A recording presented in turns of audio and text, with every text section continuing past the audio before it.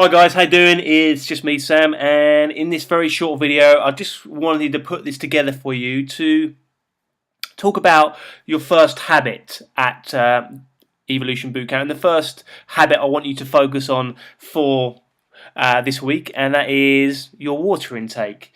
Now, I've said this before, but now I'm going to go through this again with you. I want to talk about the reason why staying hydrated is really important, kind of like how it affects the body, and also like the recommendations of how much you should drink and when you should drink it, and what water's good, what water's not so good, etc., etc. All right. So, first thing about dehydration is that it is stressful on the body. Okay, so if you're dehydrated, whether you're showing signs of dehydration or whether in fact you are actually dehydrated, it is stressful.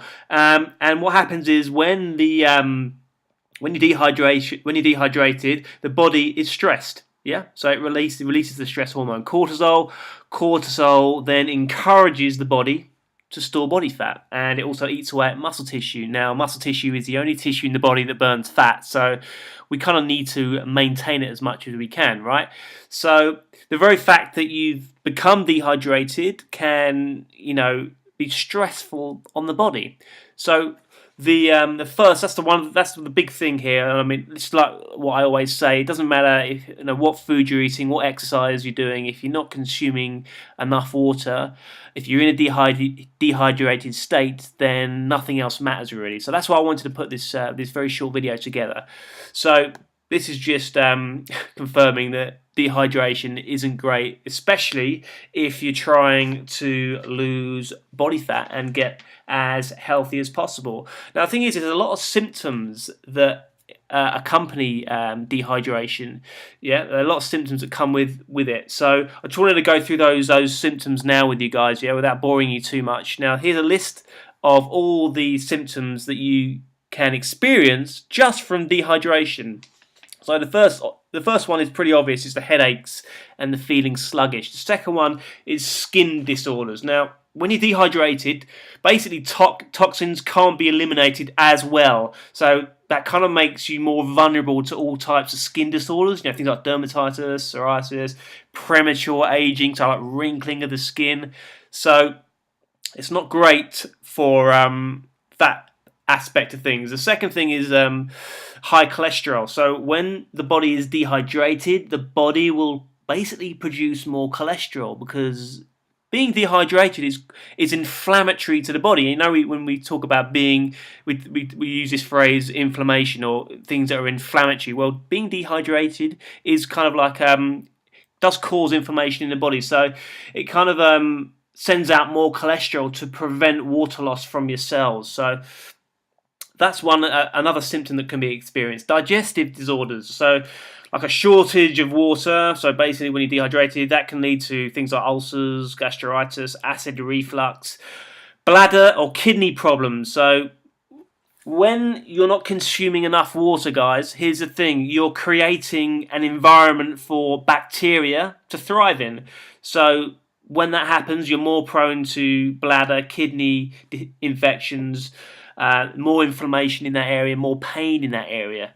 All right, constipation. So when you're dehydrated, the body draws more water from that particular area. Yeah, so it provides fluids to other areas. So basically, without enough water in that area, waste moves quite slowly. Yeah, so that's why if you're finding it hard to go to the toilet, rather than taking a load of drugs from your doctor, then perhaps maybe look at consuming, or look at how much water you're consuming first. All right, and if we just scroll down, so joint pain or stiffness. So when you get knee pain, hip pain, lower back pain, shoulder pain. Well, here's the thing, guys. Your joints have cartilage pads, which are composed of water, basically. And when the body is dehydrated, this area becomes weaker, and the joint repair is basically slower. So can you see there's lots and lots of symptoms there that accompany dehydration? So it's quite a there's a few other things, guys, as well. Other things like mild dehydration will slow down your metabolism basically by up to 3%. So it will affect your ability to burn fat when you're dehydrated, yeah? Lack of water as well is the #1 trigger for daytime fatigue. So when you get that mid-afternoon slump, you know, when you're feeling tired around 4 o'clock, 3, 4 o'clock, then that's the #1 reason, because you're not taking on enough water. And also a couple of other things. Thirst is pretty obvious. Sometimes when you're feeling hungry, it's actually mistaken for you actually needing more water.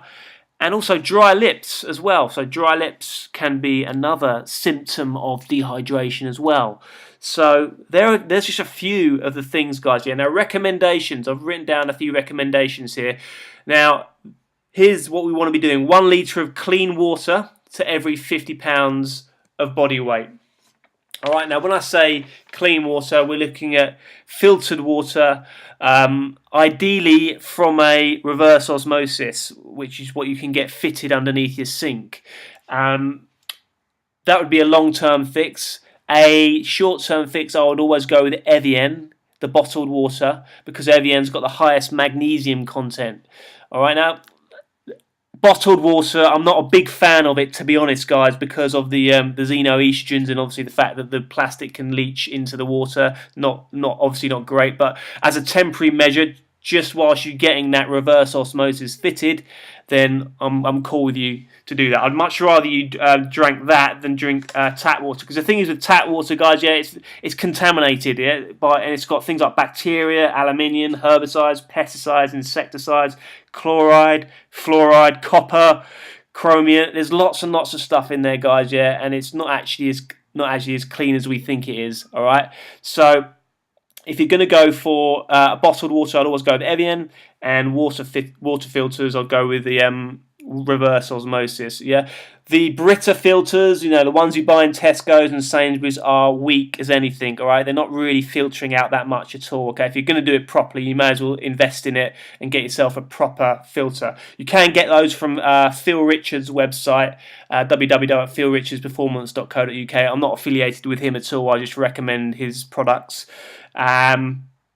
And one other thing, guys, yeah, when you start to take on more water, so we're looking at around about 3 litres of water a day. When you're starting to take on more water, sometimes you can piss like a racehorse, to put it bluntly, because your body's not used to taking on that extra water. So a little bit of organic sea salt in your water can help retain that extra water. All right. If you're still pissing like a racehorse, then you may perhaps put too little in. If you can taste the salt in the water, you may perhaps put too much in. All right, so you may need to play around with that, guys, yeah? And one other tip is 3 litres of water can sometimes seem quite a lot, all right? But give yourself a little, just break it down into two parts. Yeah, the first thing to do is like between the hours of when you wake up and at lunchtime, make sure you drunk, around about 1 litre of water. Yeah, and then between lunchtime and evening, make sure you've drunk like another litre, and then like kind of evening, make sure you drunk a little bit more. So break it down like that, guys. Yeah, and it's a little bit easier for you. All right, guys. So that is our first habit. This is what I want you to focus on for this week, okay? Don't worry about anything else. Don't worry about messing around with your diet too much. I just want you to nail this, okay? So remember, we're chasing one rabbit at a time. We're chasing one habit at a time. And this is week 1. This is all about rehydration. This is all about helping you to implement more water, helping you to get more water into your nutrition plan, all right? So peace out, guys. Let's leave it at that and see how we go.